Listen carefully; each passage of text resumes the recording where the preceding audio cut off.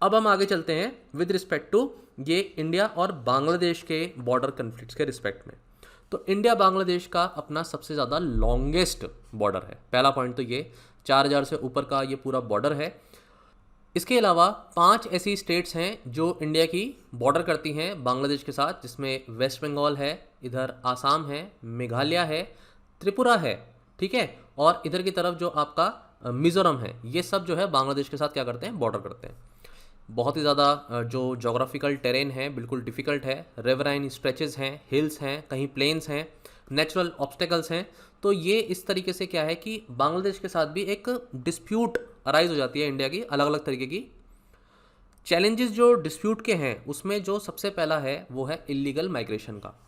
ये टॉपिक मैंने बहुत अच्छे से आपको नॉर्थ ईस्ट के जो इश्यूज़ हैं उसमें पढ़ाया हुआ है कि कैसे जो है इलीगल माइग्रेशन होता है बांग्लादेश की तरफ से।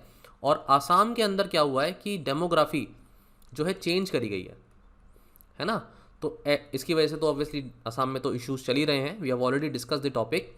अब क्वेश्चन ये आता है कि भाई ये इस तरीके के जो पर्टिकुलर इलीगल माइग्रेशन हो रहा है वो क्यों हो रहा है, क्योंकि इंडिया में क्या होता है, इंडिया में लोगों को काम मिल जाता है, इंडिया में जो है ईज़िली पोरस बॉर्डर है, तो इसलिए भी वो ईज़िली घुस जाते हैं।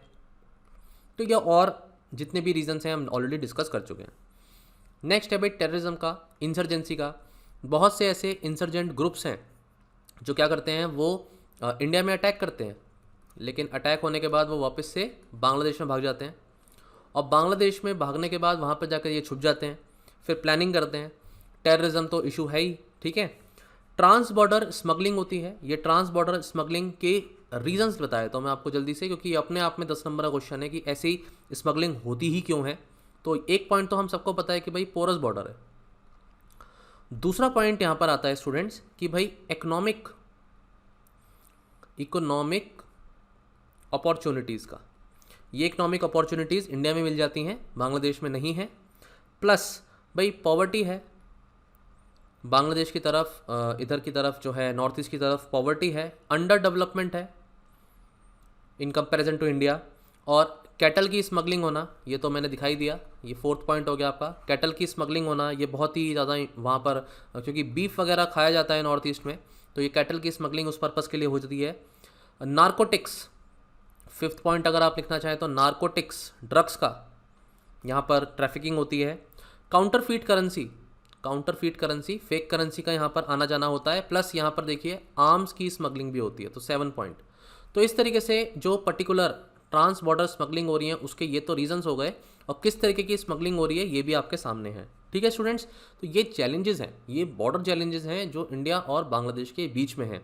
डायरेक्ट लड़ाई नहीं हुई है कि भाई हमारे बॉर्डर का ये हिस्सा दो, बॉर्डर का हिस्सा ये दो। बॉर्डर चैलेंजेस और मैनेजमेंट में जो इश्यूज़ हैं वो सिर्फ और सिर्फ बाउंड्री के नहीं हैं, बाउंड्री के बियॉन्ड भी हैं। लोगों का गलत तरीके से आना ये बताता है कि भाई फ्यूचर में कोई टेररिस्ट अटैक हो सकता है, इस वजह से इंसर्जेंसी की बढ़ावा मिल सकता है, क्योंकि बाहर से अगर कंट्री से लोग घुस रहे हैं आपकी कंट्री में तो कल अटैक करके भाग जाएंगे।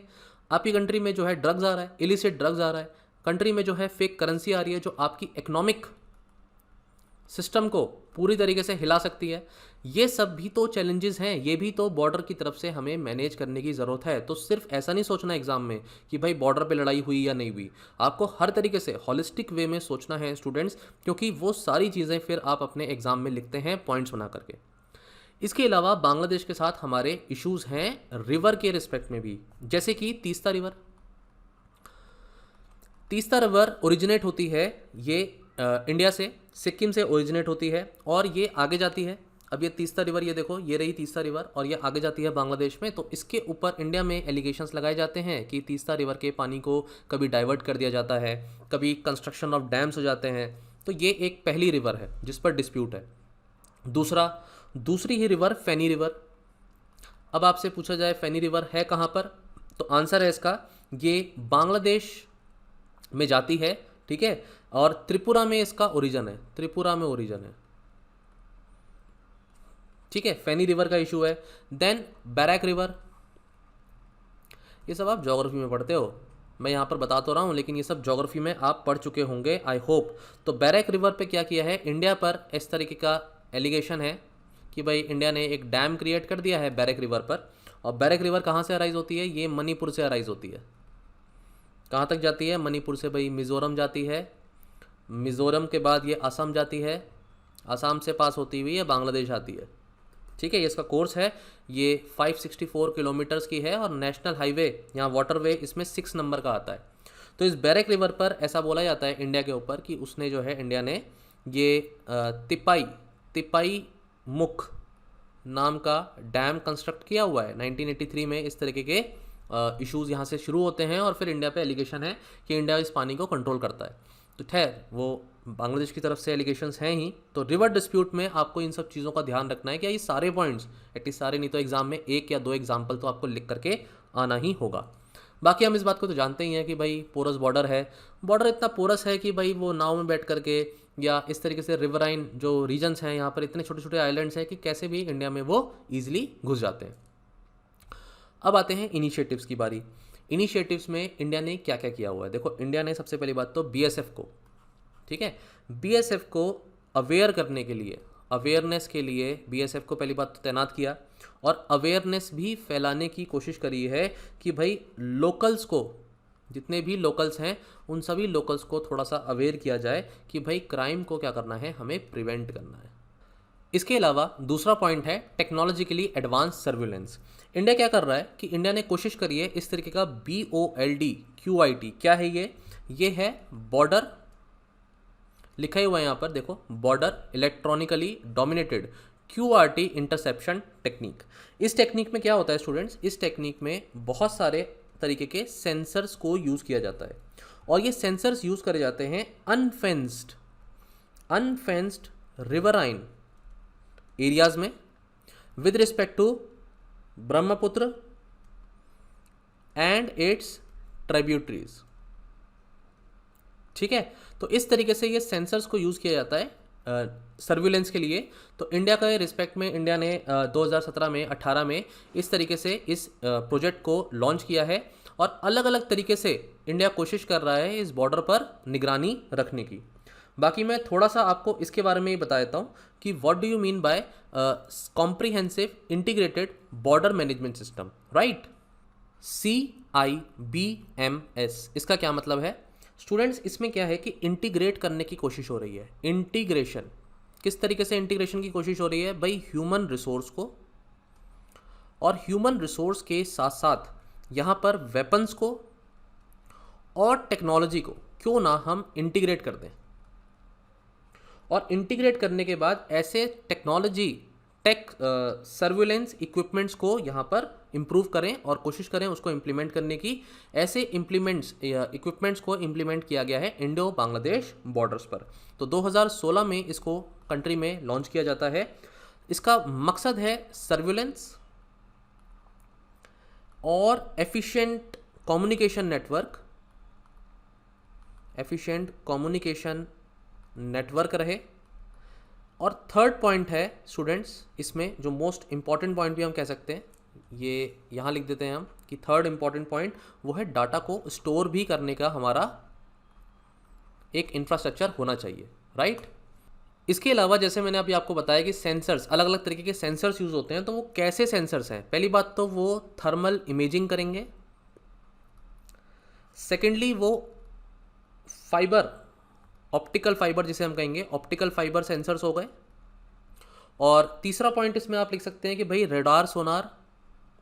रेडार सेंसर्स हो गए। भाई सोनार टेक्निक को यूज़ करेंगे वो, जिसमें जो है ये साउंड वेव्स को भेजा जाता है नीचे और वो टकरा करके वापस आती हैं और उससे पता लगता है कि भाई डेप्थ कितनी है इस पर्टिकुलर लोकेशन की, रीजन की। और अगर वहीं कहीं डिस्क्रिपेंसी होगी, कोई और वाटर बॉडी में कोई ऐसी चीज़ होगी जो कि गड़बड़ है, तो उससे हमें पता लग जाएगा कि ये जो है यहाँ पर नीचे कुछ तली में गड़बड़ हो रखी है। और सैटेलाइट इमेजिंग तो है ही। तो ये सब छोटे छोटे पॉइंट्स हैं। मैं ये नहीं कह रहा हूँ कि आपको सारे पॉइंट्स एग्जाम में लिखने हैं, लेकिन एटलीस्ट इस शब्द को आप अपने यूज़ करते हैं ना कि भाई इंडिया ने ये इनिशिएटिव्स लिए हैं, तो आपका आंसर अच्छा हो जाता है। तो I would say just focus on these terms, ये टर्म इस पर फोकस करा जाए और एटलीस्ट ये जो पर्टिकुलर टर्म है, ये बोल्ड QIT, इन टर्म्स पर आप फोकस रखें। एग्जाम में जब इन पॉइंट्स को आप लिख कर आएंगे, आपका आंसर थोड़ा सा बेटर हो जाएगा। ठीक है स्टूडेंट्स? इसके अलावा और क्या है भाई? इसके अलावा पॉइंट ये है कि बॉर्डर प्रोटेक्शन ग्रिड कंट्री ने बॉर्डर प्रोटेक्शन ग्रिड इस तरीके से बनाई हुई है, देखो इस तरीके से फैली हुई है बिल्कुल, और फेंसिंग करी हुई है। हाँ जो है कंट्री ने इस तरीके से, इंडिया ने फेंसिंग करी हुई है, प्रॉपर लाइटिंग करी हुई है। इसका कारण ही ये है कि इंडिया पूरी तरीके से कोशिश कर रहा है कि यहाँ पर सर्विलेंस बेटर हो सके। और ये वाला पॉइंट तो है ही कि रोड कंस्ट्रक्शन पर इंडिया का पूरा फोकस है।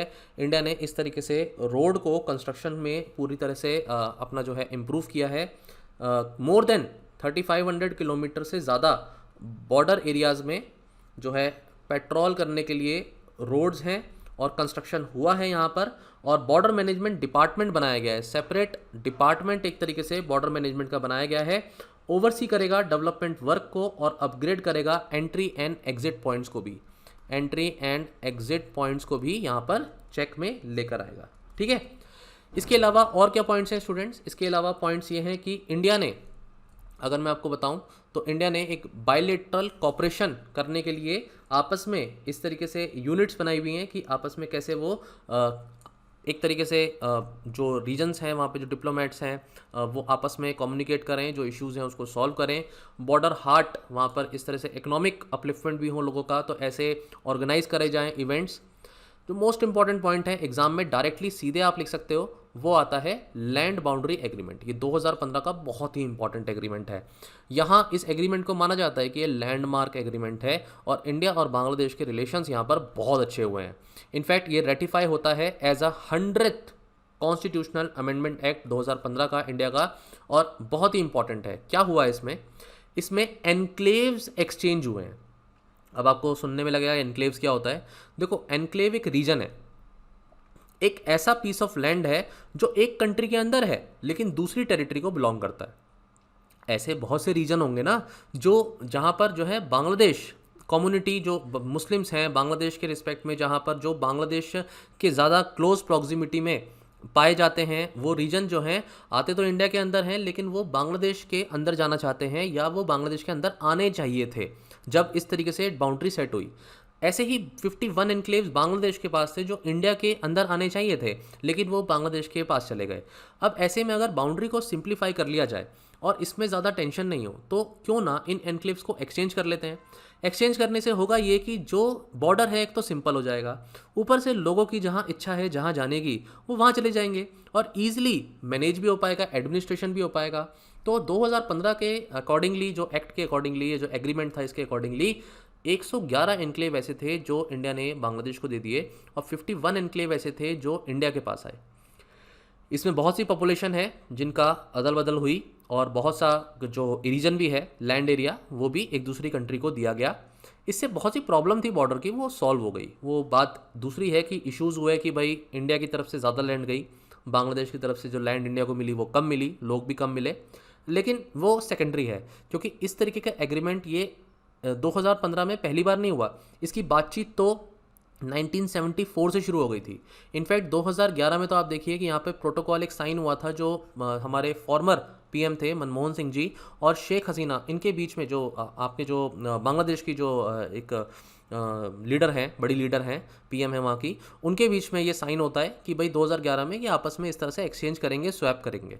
तो कौन कौन से इसमें स्टेट्स हैं जिनको इम्पैक्ट हुआ इसकी वजह से? आसाम है, मेघालय है, त्रिपुरा है, वेस्ट बंगाल है। But yes, this act is a very much landmark judgement and very important for India and Bangladesh relationships as well. इसके होने के बाद ऐसा लगता है कि बहुत सी प्रॉब्लम्स हैं जो सॉल्व हो गई हैं और अभी भी जो इशूज़ हैं वो छोटे मोटे हैं और इंडिया बातचीत से बांग्लादेश के साथ सॉल्व कर लेगा। इसके अलावा एक मैरीटाइम डिस्प्यूट था, मैरीटाइम डिस्प्यूट। इस डिस्प्यूट को भी इंडिया ने सॉल्व किया। 2014 में ये डिस्प्यूट सॉल्व हो गया था। ये यूनाइटेड नेशंस जो कन्वेंशन लॉज ऑफ सी का जो कन्वेंशन है उसके अकॉर्डिंगली ये सॉल्व भी हुआ था। तो इन शॉर्ट मैं कह सकता हूँ कि इंडिया बांग्लादेश के जो बहुत से इश्यूज़ थे वो धीरे धीरे सॉल्व होने की तरफ हैं और इंडिया बांग्लादेश धीरे धीरे अपने इश्यूज़ को ख़त्म भी करना चाहते हैं। अब आते हैं इंडिया और नेपाल बॉर्डर की तरफ। इंडिया और नेपाल बॉर्डर में आप देखिए, पहली बात तो कौन कौन सी स्टेट्स हैं जो इंडिया की नेपाल से टच करती हैं। उत्तराखंड है, उत्तर प्रदेश है, बिहार है, सिक्किम है, वेस्ट बंगाल है, तो 5 स्टेट्स आती हैं। 1751 किलोमीटर का ये लॉन्ग बॉर्डर है। स्टूडेंट्स, इसमें जो इंपॉर्टेंट है वो है सगौली ट्रिटी। सगौली ट्रिटी 1816 में साइन होती है। ये साइन होती है गुरखा चीफ। कौन थे गुरखा चीफ? इनका नाम है भाई गजराज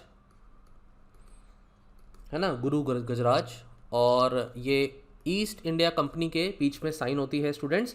और ये आफ्टर एंग्लो नेपलीज वार, जो एंग्लो नेपलीज वॉर थी 1814 की, उसके बाद ये एग्रीमेंट साइन होता है। इस एग्रीमेंट में क्या हुआ फाइनली, ये तो यहाँ लिखा हुआ है, लेकिन इस एग्रीमेंट फाइनली ये हुआ कि नेपाल की बाउंड्री फाइनलाइज हुई। एक तरफ, इस तरफ तो काली रिवर है जिसको बोला गया कि वो बाउंड्री डिसाइड करेगी, और एक तरफ जो है मेची रिवर थी जिसको डिसाइड किया गया कि वो बाउंड्री डिसाइड करेगी। इनफैक्ट गंडक रिवर भी बोला गया कि वो नेपाल इंडिया की बाउंड्री का डिसीजन लेगी। तो ये पॉइंट है जिसको हम आगे भी डिस्कस करेंगे, ठीक है। इसके अलावा इंडिया नेपाल ने अपने बॉर्डर्स को ओपन ही रखा है 1950 से, और इंडिया नेपाल ये मानता है कि इंडिया और नेपाल तो बहुत अच्छे दोस्त हैं, शुरुआत से ही एक फ्रेंडशिप की बात रही है। नेपाल की एक कमी ये भी है कि नेपाल अपने आप में एक लैंडलॉक कंट्री है, और सबसे पास जो कोई उसकी कंट्री है वो इंडिया ही है, जो उसे बे ऑफ बंगाल, अरेबियन सी या इंडियन ओशन में एक्सेस दिला सकता है। तो बहुत ज़्यादा डिपेंडेंट भी है नेपाल इंडिया के ऊपर। इंडिया ने भी बहुत ज़्यादा इन्वेस्टमेंट किया हुआ है नेपाल के अंदर, और बहुत ज़्यादा हेल्प भी करी है नेपाल की, हर तरीके से हमेशा नेबरहुड में हेल्प बहुत करी है, ठीक है स्टूडेंट्स। लेकिन कुछ चैलेंजेस भी हैं। चैलेंजेस क्या हैं यहाँ पर? सबसे बड़ा चैलेंज तो यही है कि एक जो बॉर्डर है उसका मिसयूज़ होता है, क्योंकि बॉर्डर क्या है, बॉर्डर तो ओपन है तो ऑब्वियसली बहुत सारे इंसर्जेंट्स, ये तो अलग से पॉइंट है ही। इसके अलावा फेक करेंसी, यहाँ पर ट्रैफिकिंग, इस तरीके के इश्यूज बहुत ज़्यादा देखे जाते हैं, और इनफैक्ट पाकिस्तान भी इस तरीके के ओपन बॉर्डर को यूज़ करता है टेररिज्म पॉइंट ऑफ व्यू से, ठीक है स्टूडेंट्स। माओइस्ट इंसर्जेंसी में क्या हुआ, जो माओइज्म था उसमें बहुत सारे लिंक्स थे जो नेपाल के साथ, नेपाल के अंदर रहने वाले लोगों के साथ, या फिर ऐसे माओइस्ट जो नेपाल के अंदर क्या लेते थे, शेल्टर लेते थे, उनके साथ लिंक्स थे, और जब भी इंडिया में फिर वो हमला करते थे नेपाल में वापस भाग जाते थे। लैंड ग्रैबिंग का एक इशू है। लैंड ग्रैबिंग का इशू कुछ इस तरीके से है कि धीरे धीरे क्या हो रहा है कि चाहे इंडिया हो चाहे नेपाल हो, ऐसा बोला जाता है कि कुछ ना कुछ लैंड का, लोकल नियर बाय विलेजेस का वो कहीं ना कहीं कैप्चरिंग हो जाती है कभी कभी। तो इवन दो बॉर्डर ओपन है, लेकिन एलिगेशंस होते हैं इस तरीके की। लैंड ग्रैबिंग एक अपने आप में इशू है, और ट्रैफिकिंग, उसमें भी गर्ल्स की और वुमेन की ट्रैफिकिंग के लिए नेपाल को बोला जाता है कि एक इस तरीके से रूट है जो पूरे वर्ल्ड में इस तरीके से ये फैला हुआ है। ये एक नेक्सस है, प्लस स्मगलिंग होना with respect to arms, with respect to counterfeit currency, drugs, ये सब इशू हैं ही, ठीक है स्टूडेंट्स। तो ये सब चैलेंजेस हैं, जो चैलेंजेस हम किसके साथ फेस कर रहे हैं, नेपाल के साथ फेस कर रहे हैं। तो आप कभी भी क्वेश्चन आए तो इसको ओपन एंडेड एक डायरेक्शन में नहीं सोचना, इसको सभी डायरेक्शन में आपको सोचना है। अब रीसेंट डिस्प्यूट क्या हुआ है? रीसेंट डिस्प्यूट ये हुआ है, बॉर्डर डिस्प्यूट जो इंडिया का नेपाल का हुआ है, वो ये हुआ कि नेपाल ने अपना एक नया पॉलिटिकल मैप जारी कर दिया और अपनी संसद में उसको पास करा दिया। हुआ ये था कि केपी शर्मा ओली, ये पिछले यहाँ पर जो लीडर थे, जो रूल कर रहे थे, पहले वाले थे, लेकिन अभी कौन है, अभी शेर बहादुर देउबा नाम के लीडर हैं जो यहाँ पर रूल कर रहे हैं।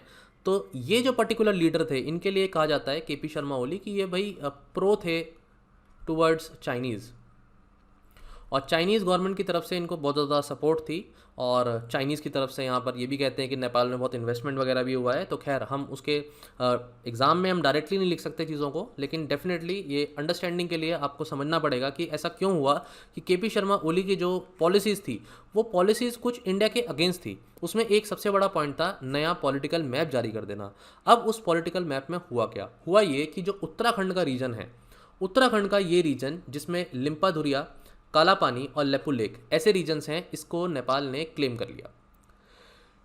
अब ये तो बहुत बड़ी बात है, क्योंकि जो प्रोविजंस हैं सुगौली ट्रीटी के वो ब्रीच हो गए एक तरीके से, इसीलिए ये सुगौली ट्रीटी बहुत ज़्यादा न्यूज़ में रही। अब आपके प्रीलिम्स के पॉइंट ऑफ व्यू से ये इस पर क्वेश्चन, कौन सी वॉर कब हुई, कैसे हुई, वहाँ पर क्या पॉलिसी चेंज है, तो उस तरीके का प्रीलिम्स में क्वेश्चन अब एक हिस्ट्री का बन सकता है।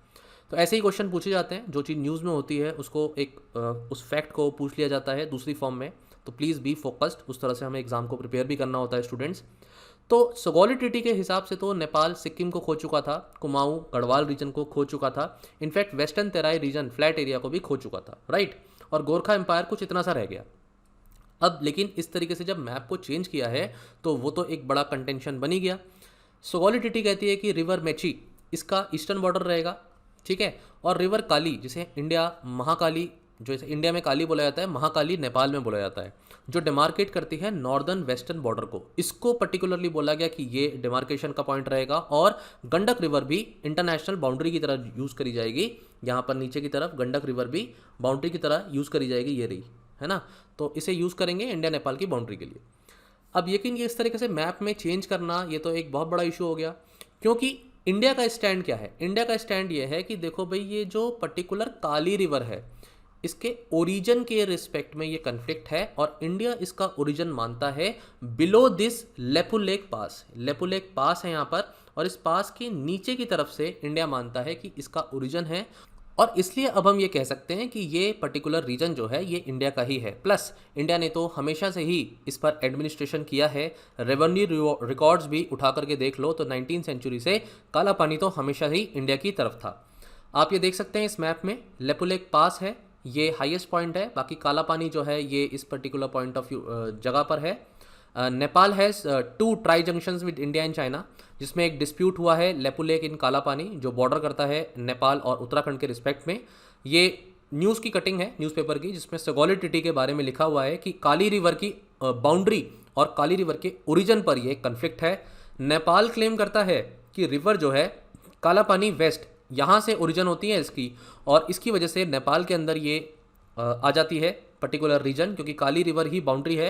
बट इंडिया कहता है कि जो ये पर्टिकुलर काला पानी है ये ईस्ट में आता है बाउंड्री के, और इस वजह से ये लेपुलेक पास के नीचे से ओरिजिन हुआ, तो ये सारा रीजन इंडिया के अंदर है। प्लस इंडिया ये भी कहता है कि 1950 से तो हमने इसको कंट्रोल किया ही हुआ है, इंफ्रास्ट्रक्चर भी बनाया हुआ है, तो ये तो क्वेश्चन ही नहीं उठता कि आज आप अपना मैप एकदम से चेंज कर दें। प्लस चाइना ने भी 2015 के स्टेटमेंट में इंडिया की sovereignty with respect to this pass दिखाई हुई है, और इस पास के through India Chinese trade pact भी साइंड है। तो अगर ये पैक्ट हमारे साथ साइन किया, आपके साथ नहीं किया, तो सिंपल सी बात है ये रीजन तो हमारा ही है। अब ऑब्वियसली ये तो इशू है, तो इशू में बाद में फिर बहुत ज़्यादा चेंजेस भी हुए, और फिर ये क्लेम को, मैप को वापस भी लिया गया है। तो बाकी ये फ्यूचर में कोई एक कंटेंशन का इशू बन जाए तो बात अलग है। इनिशिएटिव्स क्या लिए हैं अब इंडिया ने पर्टिकुलर नेपाल के रिस्पेक्ट में? तो इंडिया ने क्या काम किया है कि भाई इंटेलिजेंस सेक्शन बनाया है अलग। एसएसबी क्या है? सशस्त्र सेना बल, सशस्त्र सेना बल, ये जो हमारी फोर्सेस हैं इसके रिस्पेक्ट में एक प्रॉपर सेक्शन इंटेलिजेंस का बनाया गया है, जो इन चीज़ों का ध्यान रखेगा। वेरी इंपॉर्टेंट न्यूज़, ठीक है। इसके अलावा जॉइंट वर्किंग कमिटीज़ बनाई गई हैं। होम सेक्रेटरी की तरफ से लेवल पर टॉकिंग जो है वो बायलैटरल डोमेस्टिक डिप्लोमेटिक टॉक जो है वो इम्पॉर्टेंट है दोनों कंट्रीज़ के बीच में। जब तक ये डिप्लोमेटिक टॉक्स रहेंगी तो ऑब्वियसली बहुत से इश्यूज़ को हम धीरे धीरे कहीं ना कहीं ख़त्म भी कर सकते हैं। बॉर्डर डिस्ट्रिक्ट कोऑर्डिनेटर कमेटी बनाई गई हैं, जो बॉर्डर में छोटे छोटे डिस्ट्रिक्ट लेवल पर इश्यूज होते हैं उनको सॉल्व करने के लिए। इंफ्रास्ट्रक्चर को बहुत बूस्ट करने की कोशिश करी है इंडिया ने नेपाल के रिस्पेक्ट में, और इंडिया ने तो भारत मैत्री इमरजेंसी ट्रॉमा सेंटर भी काठमांडू में बनाया हुआ है, और इससे इंडिया ने दोस्ती का बिल्कुल हाथ बढ़ाने की कोशिश करी है नेपाल के साथ। हमेशा ही उसका हाथ पकड़ के रखा है, बट अब क्या है कि नेपाल की तरफ से भी कुछ एलिगेशंस हैं। इंडिया आता है और नेपाल में आकर के डिप्लोमेट्स आकर के अनाउंसमेंट कर देते हैं प्रोजेक्ट की। नेपाल का क्या कहना है मैं बता देता हूँ। अनाउंसमेंट्स तो होती है बड़े बड़े डैम्स की, हाइड्रो पावर प्रोजेक्ट्स की, लेकिन स्टूडेंट्स इसमें आता है डिलेज, और ये जो प्रोजेक्ट्स हैं ये बहुत ज़्यादा डिले करते हैं, और नेपाल इसमें एलिगेशन लगाता है इंडिया के ऊपर कि भाई ये अनाउंसमेंट होने के बाद ये पूरे ही नहीं होते प्रोजेक्ट, तो हम क्यों इतना ज़्यादा ओवर डिपेंडेंट हैं इंडिया के ऊपर, क्यों ना हम अब बाकी कंट्रीज से मदद लेने की कोशिश करें, इंडिया पर ही हम इतना डिपेंडेंट क्यों हैं। तो ये बांग्लादेश से, चाइना से, पाकिस्तान से, इन सब कंट्री से भी अब धीरे धीरे क्या है क्लोज प्रॉक्सिमिटी में आ रहे हैं। तो इंडिया को बहुत ज़रूरत है कि अपने इतने अच्छे दोस्त को खोना नहीं चाहिए। कल फ्यूचर में एक तरीके से देखा जाए तो इंडिया को ये प्रोटेक्ट करता है चाइना के साथ डायरेक्ट कन्फ्रंटेशन में। बीच का जो बहुत बड़ा रीजन है जहाँ नेपाल आ जाता है, जिसकी वजह से हम चाइना के साथ बॉर्डर नहीं तो और भी लंबा हो जाता हमारा, और कन्फ्रंटेशन और भी ज़्यादा हो सकता था। तो नेपाल अगर ये प्रो हो जाता है चाइनीज़ के, नेपाल अगर पाकिस्तानी प्रो हो जाता है, तो definitely it will be a concern to India. तो इंडिया को अपने एटलीस्ट ये प्रोजेक्ट्स अगर अनाउंस किए हैं तो उनको प्रॉपरली टाइमली ख़त्म भी करना चाहिए। स्टूडेंट्स नेक्स्ट हम डिस्कस करेंगे इंडिया भूटान बॉर्डर के रिस्पेक्ट में जो इश्यूज़ हैं। इंडिया भूटान के डायरेक्ट इश्यूज़ नहीं है, बहुत ही ज़्यादा बड़ी बाउंड्री भी नहीं है, आप देखिए ये 3 रीजन्स हैं जो मैं भी यहाँ पर इस फोटोग्राफ से आपको समझा रहा हूँ। पहला है डोकला, दूसरा है नाथुला और तीसरा है डोकलाम प्लेटू। तो ये क्या है, ये जंक्शन पर है इंडिया पाकिस्तान चाइना के रिस्पेक्ट में।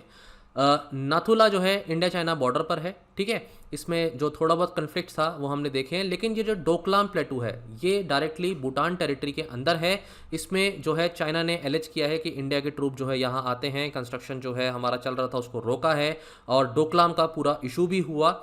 चुम्बी वैली है एक, स्टूडेंट्स ये एक वैली है जो बनती है इस पर्टिकुलर जगह, यहाँ एक वैली बनती है और ये वैली को हम चुम्बी वैली कहते हैं।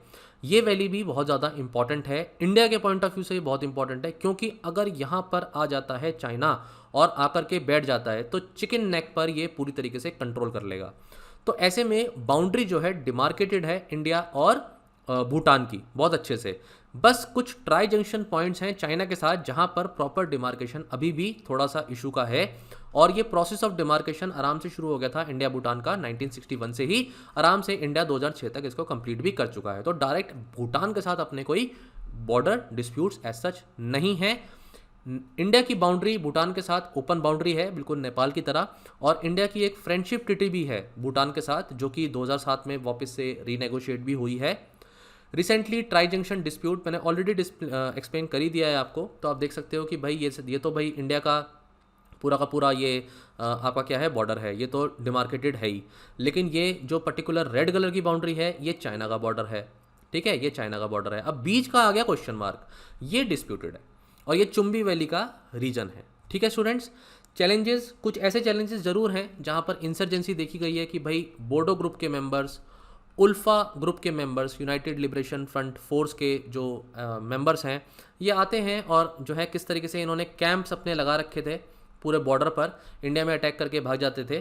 तो इसमें एक ऑपरेशन हुआ था, ऑपरेशन ऑल क्लियर, जिसमें रॉयल भूटान आर्मी थी, और भूटान आर्मी ने 2003 में 4 में इस तरीके का ऑपरेशन चलाया जहां बहुत कैंप जो है उड़ाए थे और बहुत से मिलिटेंट्स को यहाँ पर ख़त्म किया था, और इंडिया की बहुत हेल्प भी करी थी।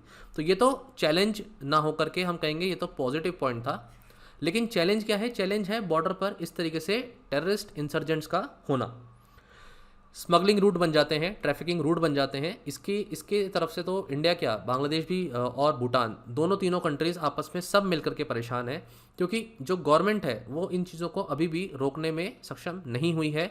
भूटान की गवर्नमेंट हो चाहे इंडिया की गवर्नमेंट हो, कैटल का इस तरीके से ट्रैफिकिंग होना, लिकर की ट्रैफिकिंग होना, मैरिजुआना की ट्रैफिकिंग होना, ये सब चीज़ें बहुत बड़े प्रॉब्लम है।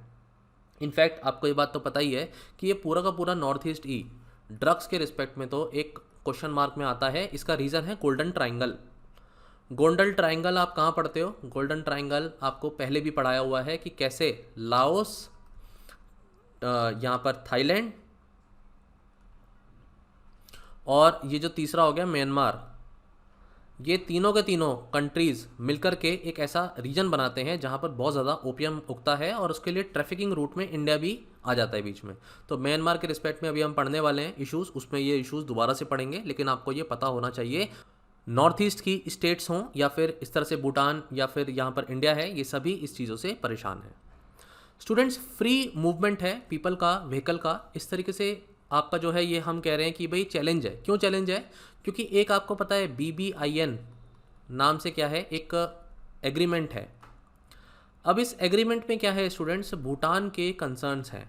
भूटान के कंसर्न्स वैसे तो एनवायरमेंटल इशू के रिस्पेक्ट में हैं, लेकिन उसके अलावा ये एक मौका भी देता है लोगों को कि वो अंदर तक ईजिली घुस पाएँ, और घुसने के बाद जो है वो फिर उस चीज़ों को फिर क्या करते हैं, एक्सप्लॉइट करते हैं। वहाँ पर एनवायरमेंटल कंसर्न शुरू हो जाते हैं जहाँ पर वो पोचिंग करते हैं, ये तो पोचिंग का इशू है, कचरा फैलाते हैं, गंदगी करते हैं, डिफॉरेस्टेशन करते हैं। तो भूटान भी इन चीज़ों से परेशान है और इंडिया भी, क्योंकि इंडिया का भी जो इस जगह पर फॉरेस्ट रीजन है वो बिल्कुल प्रॉब्लम में आता है। तो एनवायरमेंटल क्लियरेंस का पॉइंट मैंने आपको बता ही दिया, ज़्यादा डिटेल में हम इसको नहीं करेंगे टॉपिक को, सिंपल टॉपिक है, ईजी टॉपिक है। डोकलाम का इशू मैंने आपको समझा दिया है कि भाई प्लेटू पर भूटान के ये डिस्प्यूट होता है, इंडिया का चिकन नेक कैसे एक लेवरेज पॉइंट बन जाएगा, फ्यूचर में चोक पॉइंट हो जाएगा, तो ये सब चीज़ें हम डिस्कस कर चुके हैं। 2017 में इस तरीके से ट्रूप्स आए थे, और ये ट्रूप्स ने क्या काम किया था कि जो है चाइनीज़ जो है इंफ्रास्ट्रक्चर को रोकने की कोशिश करी थी इंडिया ने।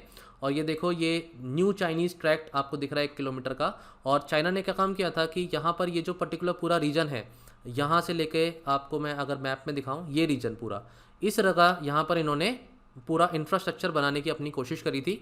और फिर भूटान ने सिग्नल किया इंडिया को कि भाई हमें प्रोटेक्ट करें, और फिर इस तरीके से इंटीग्रल टेरिटोरियल इंटरेस्ट को ध्यान में रखते हुए भूटान के इंडिया ने पहली बार चाइनीज़ ट्रूप्स के साथ इस तरह से हाथापाई हुई। बायलेटरल कॉपरेशन बहुत अच्छा है, पर्टिकुलर इंडिया और भूटान का, वेरी इंपॉर्टेंट पॉइंट। ठीक है स्टूडेंट्स, और इसके अलावा डिप्लॉयमेंट ऑफ फोर्सेस, जो सशस्त्र सीमा बल के फोर्सेस हैं उसका इनिशिएटिव है, वेरी गुड इनिशिएटिव। यहाँ पर आसाम के साथ जो है बॉर्डर रोड कंस्ट्रक्शन में भी इंडिया ने बहुत ज़्यादा फोकस किया इन चीज़ों पर। तो ये छोटे मोटे पॉइंट्स हैं।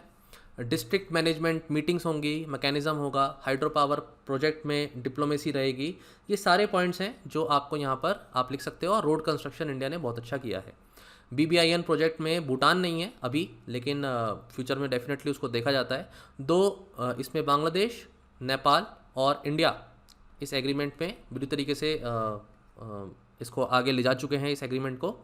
इंडिया का वैसे भूटान के साथ अपना इंडिविजुअल एग्रीमेंट है जहां पर एक्सेस ट्रेड के रिस्पेक्ट में होती रहती है, तो वो इशू इंडिया के लिए इतना नहीं है। ठीक है, अब बात करेंगे इंडिया म्यांमार बॉर्डर की। इंडियन म्यांमार बॉर्डर एक बड़ा बॉर्डर है और इसमें 4 स्टेट्स हैं जो उसको टच करती हैं, जिसमें पहला अरुणाचल है, दूसरा नागालैंड है, तीसरा मणिपुर है और चौथा मिजोरम। ज़्यादातर स्टूडेंट्स कभी गलती कर देते हैं, त्रिपुरा में गलती करते हैं, गलती नहीं करना। त्रिपुरा 3 तरफ से बांग्लादेश से घिरी हुई है, इसका म्यांमार से बॉर्डर नहीं है। इसमें जो चैलेंज है, एक अच्छी बात भी है और एक बुरी बात भी जिसे मैं बोलूँगा, वो है फ्री मूवमेंट रिजीम का। ये इंडिया म्यांमार के रिस्पेक्ट में ना एक ऐसा रिजीम है जो साइन हुआ है कि भाई 16 किलोमीटर तक आप बॉर्डर में अंदर आ सकते हो, अपने रिलेटिव से मिल सकते हो और इंडिया में भी आ सकते हो और आप म्यांमार में भी जा सकते हो। तो ट्राइब्स के मूवमेंट की ये छूट दी गई है, क्योंकि लोग क्या है ना, उस रीजन में ये ट्राइबल्स जो हैं बिल्कुल मिले जुले हैं। यहाँ पर आपस में इनकी मैरिजेस भी होती हैं, यहाँ पर इनके फेस्टिवल्स भी होते हैं, तो इस तरीके से लोगों को आप रोक नहीं सकते। तो 16 किलोमीटर का ये जो स्ट्रेच है, जो फ्रीली मूवमेंट है, इसी को एक्सप्लॉइट किया जाता है सबसे ज़्यादा। और यही अपने आप में एक बहुत बड़ा चैलेंज भी है, क्योंकि इसकी वजह से क्या है कि इंसर्जेंट्स आते हैं, वो घुसते हैं अंदर और इस चीज़ का ना फ़ायदा उठाते हैं। इसकी वजह से क्या है कि भाई वीक विजिलेंस भी रहती है। अब ये विजिलेंस को स्ट्रिक्ट करने जाएंगे तो हमें इस पर फोकस करना पड़ेगा, फिर से इसको फिर से डिस्कस करना पड़ेगा, लेकिन इसको डिस्कस करने के लिए इसे कम्प्लीटली बंद भी नहीं कर सकते। इंडिया म्यांमार के रिस्पेक्ट में ये इंफ्रास्ट्रक्चर प्रोजेक्ट्स हैं जो हमने बनाए हैं, जो फ्रेंडशिप रोड हम बताते हैं, लेकिन अगर ऐसे लोग अंदर घुसते चले जाएंगे और आकर के जो है यहाँ पर कुछ भी इस तरीके से इंसर्जेंसी करते हैं, तो हमें बहुत नुकसान हो जाता है और हमें पता भी नहीं लग पाएगा कि वो लोग कौन हैं, क्योंकि वो छुप करके, इनफैक्ट वुमेन भी पार्टिसिपेंट होती हैं इसमें, ऐसा नहीं है सिर्फ मैन करते हैं। तो ये बहुत ही ज़्यादा मुश्किल एक प्रॉब्लम है और इसको पूरी तरह ख़त्म भी नहीं किया जा सकता। ये इशू हम कहीं ना कहीं कह सकते हैं। गोल्डन ट्रायंगल का इशू मैंने बता दिया है आपको कि किस तरीके से ड्रग का एक मेनेस है, और यहाँ पर 3 कंट्रीज़ आती हैं जो इंडिया को रूट बनाती हैं, और इंडिया म्यांमार के थ्रू, यहाँ पर इंडिया म्यांमार के थ्रू जो है इसमें ड्रग्स आती हैं इंडिया में। और ये पॉलिसी मेकिंग में जो दिल्ली में बैठे हुए लोग हैं, इनके पास एडिक्वेट अटेंशन अभी तक हमने क्लियरली दी भी नहीं है म्यांमार के बॉर्डर के रिस्पेक्ट में। आज हम विजिलेंट ज़्यादा हैं, लेकिन हमने आज़ादी के बाद इतना इसको फोकस नहीं किया और ये प्रॉब्लम अब बहुत ज़्यादा बढ़ भी चुकी है। तो ये ड्रग्स का इशू, इंसर्जेंसी का, फ्री रेजिम मूवमेंट का इशू, ये बड़े बड़े इश्यूज़ हैं। डायरेक्ट बॉर्डर पर कोई एज सच लड़ाई नहीं है म्यांमार के साथ। हमने क्या काम किया है, फोर्सेस को डिप्लॉय किया है। आसाम राइफल्स यहाँ पर जो फोर्सेस हैं उसका डिप्लॉयमेंट है। बहुत से ऑपरेशंस भी हैं जो इंडिया ने चलाए हैं। म्यांमार में घुसकर भी इंडिया ने एक सर्जिकल स्ट्राइक करी है, ये पीछे की न्यूज़ है। बाकी ये जो ग्रुप है SNCN-K खापलांग ग्रुप, मैं इसको ऑलरेडी पहले के टॉपिक्स में पढ़ा चुका हूँ, तो मैं डिटेल में दोबारा नहीं जाऊँगा। इसमें फ्री रेजिम मूवमेंट को स्टडी करने के लिए, दोबारा से इस पर इनिशिएटिव लेने के लिए, बातचीत करने के लिए पैनल भी बनाए गए हैं स्टूडेंट्स। नए नए तरीके की चेक पोस्ट को भी यहाँ पर फोकस किया गया है। इस तरीके से जो ये हाईवेज़ बन रहे हैं इंडिया, म्यांमार और थाईलैंड के बीच में, जो हम ट्राइलेटरल हाईवे बोलते हैं, ऐसे में नई नई चेक पोस्ट को भी बनाने की कोशिश हुई है और एनकरेज किया गया है कि भाई इंडिया का जो एंगेजमेंट है सार्क कंट्रीज़ में, थाईलैंड और म्यांमार को साथ में लेकर के हो। तो ये कुछ अच्छी चीज़ें हैं जो हुई हैं, इनिशिएटिव्स अच्छे हैं, लेकिन आज भी इश्यूज़ हैं। तो स्टूडेंट्स, इसमें हमने पूरी तरीके से चाइना के रिस्पेक्ट में बॉर्डर के इश्यूज़ हैं, भूटान के रिस्पेक्ट में हैं, बांग्लादेश के रिस्पेक्ट में हैं, नेपाल म्यांमार, ये सारे पढ़ लिए हैं। चाइना पर और बांग्लादेश के रिस्पेक्ट में आप इसको फोकस होकर के पढ़िए, और बाकी जो हैं उन्हें जनरल पॉइंट्स की तरह आप यूज़ कर सकते हैं अपने आंसर्स में। लास्ट में वीडियो को ख़त्म करेंगे। बैन की मून का ये स्टेटमेंट है कि बॉर्डर को स्ट्रेंथन करना है इफेक्टिवली, तो ये सिर्फ आइसोलेशन में नहीं हो सकता, इसमें हमें प्रायोरिटी देनी पड़ेगी पब्लिक इंस्टीट्यूशंस को भी, जो डिलीवर करें ऐसा सस्टेनेबल लेवल ऑफ सिक्योरिटी जहां पर लोगों को जस्टिस भी मिले, सिक्योरिटी भी मिले। ये पूरा हॉलिस्टिकली हमें अपने तरीके से बॉर्डर को मैनेज करने की कोशिश होनी चाहिए। सिर्फ बॉर्डर पर कैमरा लगा देना, सर्विलेंस करने से चीज़ें नहीं होंगी। Thank you so much students, I hope ये टॉपिक आपको अच्छे से समझ में आया। इसके बाद हम डिस्कस करेंगे अपने नेक्स्ट टॉपिक्स को। All right students, thank you so much.